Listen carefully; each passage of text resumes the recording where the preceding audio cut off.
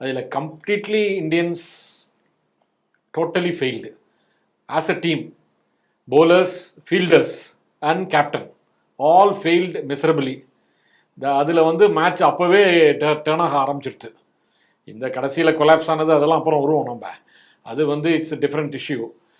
Morning வந்து just think of it, ஒரு Cummins வந்து is not a specialist batsman, he is a bowler who can bat. Okay, டைலண்டர்னு ரொம்ப இதுவாக சொல்ல வேண்டாம் நம்ம.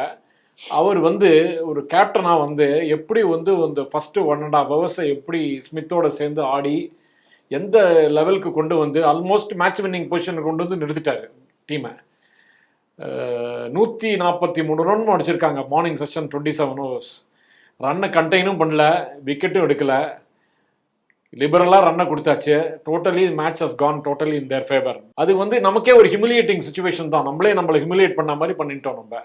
அது எப்படி தான் இந்த மாதிரி ஒரு கிரிட்டிக்கல் மூமெண்ட்டில் இப்படி எவ்வளோ ஒஸ்ட்டாக ஆட முடியுமோ அவ்வளோ ஒஸ்ட்டாக ஆடுறதுங்கிறது ஐ டோன்ட் நோ. இந்தியா இந்த team in particular, this team coached by Gautam Gambhir and led by Rohit Sharma has been performing like this more than 2 occasions we have seen from the New Zealand series to this series.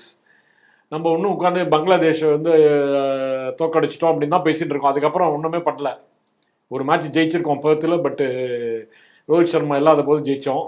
And bowler ஒரு miraculous bowling performance by bowlers in particular by Bumrah, அதனால் ஜெயித்தோம். அதையே சொல்லிட்டு இருக்கோமே தவிர அதுக்கப்புறம் தாண்டி நம்ம ஒன்றுமே நடக்கலை. Very bad performance by India, totally unexpected.